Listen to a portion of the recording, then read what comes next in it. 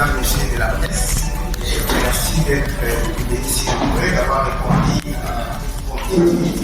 à notre invitation en tant que membre des avocats de l'honorable mandature du D'ivoire.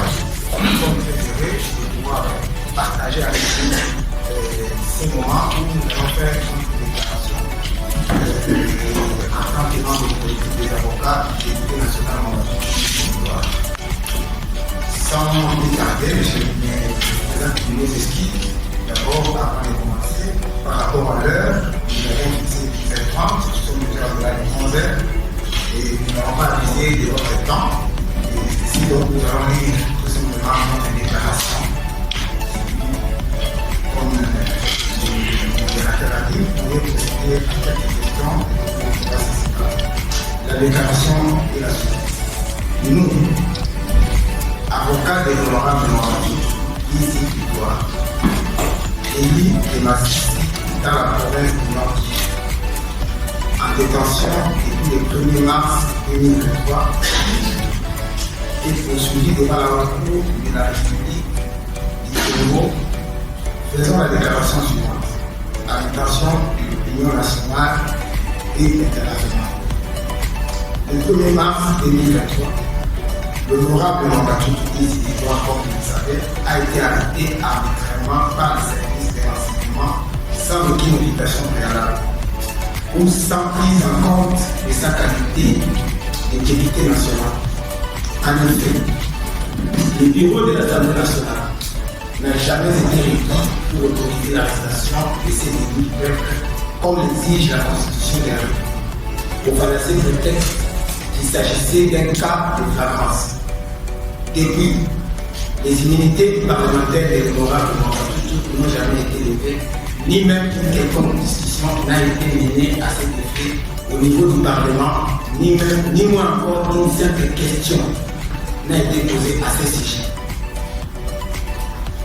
Contre l'honorable mandature, on a évoqué pêle-mêle, dans un premier temps, l'infraction, l'intelligence avec les Rwandais et les Rwandais, la haute trahison, l'espionnage, l'atteinte à la sûreté de l'État, l'incitation des militaires à commettre des actes contraires à la loi, participation à un mouvement insurrectionnel, détention illégale, d'armes de guerre découvertes selon le service dans ce qui serait sa concession.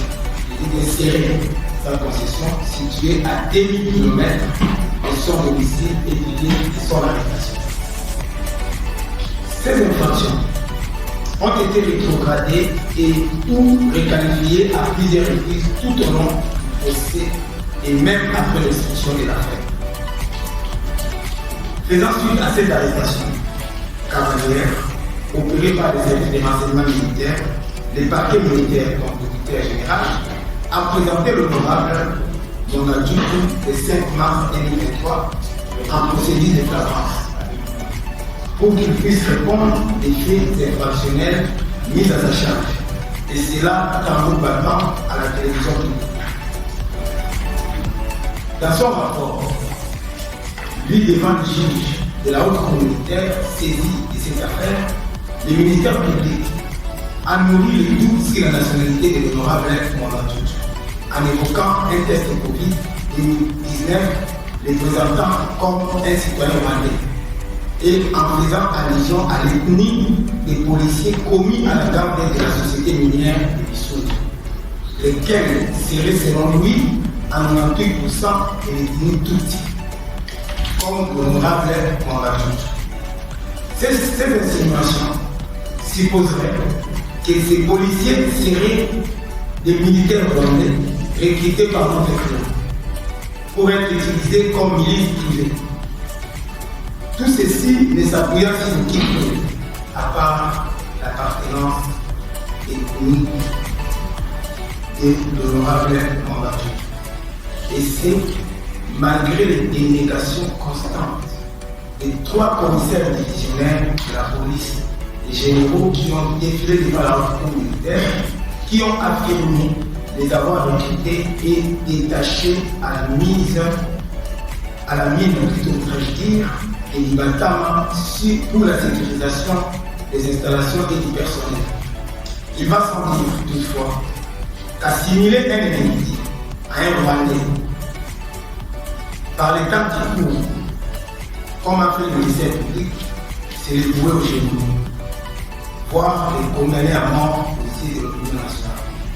En effet, cette attitude de l'organe de la loi a jeté en partie la présomption d'innocence de notre client, laquelle présomption a été sérieusement attaquée sur les réseaux sociaux. Les 30 audiences, plus ou moins, en raison des 2 audiences par semaine, de ces procès ont été alimentés par un sentiment anti-Tutsi, anti-Rwanda, savamment entretenu par le ministère public. Et dans ce contexte, notre client a été confronté à un discours de haine et de discrimination développé aussi bien par le ministère public que par la République à travers ses conseils.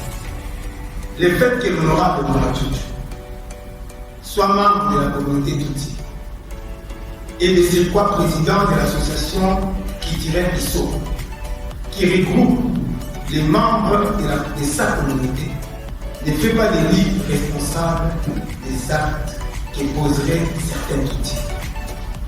Notre client a toujours condamné les actes criminels des M23 et n'a cessé de le faire tout au long du procès. Nous n'avons cessé de dénoncer ces discours haineux contre la communauté Tutsi à laquelle appartient notre client. Pendant ces procès, nous avons entendu des propos du genre l'honorable Mongatutu est tout Rwandais. C'est la République d'entrée de jeu. Lorsqu'on lui accorde la parole après pour entamer sa plaidoirie, qui commence par dire l'honorable Mongatutu, qui est-il? Et il dit qu'il est tout Rwandais, sans importer aucun prix.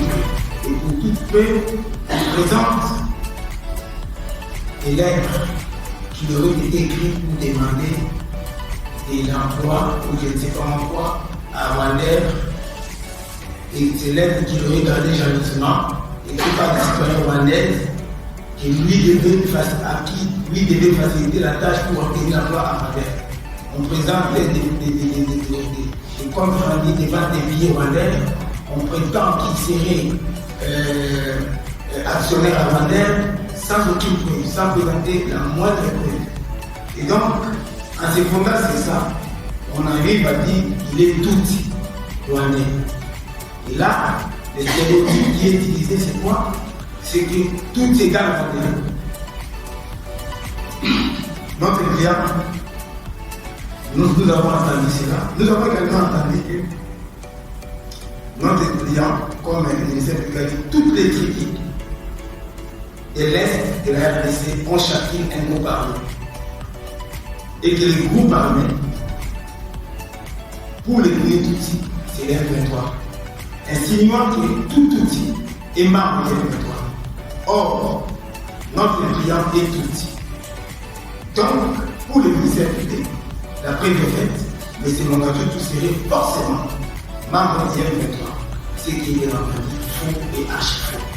Ici encore, nous sommes face à un stéréotype, lequel tout Tutsi est membre du M23. Donc le preuve s'articule tout autour des stéréotypes. Il a une âme rwandaise. Ce sont des choses que nous avons entendues au cours de cette procès. Je rappelle qu'il s'agit ici d'un député national qui siège à l'hémicycle depuis plus ou moins 2006. Et on dit qu'il a une âme rwandaise. Pour s'être rendu au Rwanda, pour avoir fait un test de Covid au Rwanda, c'est grave, c'est très grave. C'est ce qui a motivé cette émission quand même parler à l'opinion publique internationale. C'est ce qui se passe. C'est tellement grave que nous ne pouvons pas admettre que la justice commence maintenant à sonder les âmes ou sonder les cœurs et les reins pour désigner certains Congolais comme étant des Tutsis en dépit de toutes les preuves de leur congolité. Voyez-vous, nous sommes donc dans une situation où, peu importe votre rang, dès que vous êtes Tutsi, on vous accuse d'être d'avoir une allégeance pour le Rwanda. Ici, c'est encore un autre stéréotype. Tout type égale personne à toute allégeance. Jamais tout type ne peut être totalement congolais. S'il est dans tout ce qu'il admet, il doit avoir au moins une âme rwandaise. Le Congo vous a accueilli, ce sont des Congos que nous avons entendus, en pleine défense ou en pleine plaidoirie de la République. Le Congo vous a accueilli en s'adressant à notre client comme membre de la communauté tutsi. La République, à travers ses avocats, a insinué que notre client appartiendrait à un groupe d'immigrés et serait des Congolais de seconde zone. Ce qui est une marginalisation inacceptable, une exclusion, une ostracisation inacceptable pour le Conseil de l'honorable Rwanda. D'autant plus que l'ombre du Rwanda, l'ombre de sa qualité tutsi pèse lourdement si c'est procès et si même notre travail d'avocat, puisque même le défendre apparaît comme un acte d'antipathie. C'est grave. Comment voulez-vous qu'une communauté entière soit traitée de cette façon au sein de la République, à travers notre pays? Parce que ce procès, sans aucun doute, va au-delà de la personne de notre client. C'est tout être honorable dans la vie. Pendant qu'il y a encore notre affirmation, pendant qu'il y a des Congolais qui sont pauvres, lui, M. Momatou, a des mines. On veut dire en réalité que lui, le Rwandais, a des mines. Ces propos sont inacceptables et nous avons tenu, en tant que membre de son conseil, de protester contre ces propos et de les dénoncer devant l'opinion tant nationale qu'internationale. Puisque ça phagocyte le procès et empêche de pouvoir voir clair sur les faits, d'examiner les faits et les droits. Et c'est ça le travail que nous allons faire. Mais nous sommes maintenant obligés de nous battre d'abord pour démontrer qu'il s'agit bel et bien des Congolais. L'honorable Momatou, qui a plus ou moins 70 ans, très attendu par la maladie, n'a pas eu droit dans ces conditions-là d'étudier aux soins médicaux. En dépit du fait que nous, en tant que conseil, nous avions présenté son dossier médical, les preuves qu'il a subi une opération à cœur ouvert en 2019 qui exige de lui des examens réguliers. Chaque 6 mois au moins, il doit voir son médecin. Et ça fait un livre maintenant depuis qu'il a arrêté, plus ou moins 6 mois, qu'il n'a jamais eu accès à un cardiologue. Nous l'avons dénoncé et nous avions même demandé de se faire pour l'accord de serait-ce que les droits d'aller se faire examiner. Parce que dans son cœur, il y a des protèges. Et puisque c'est un outil, il n'en a pas eu droit.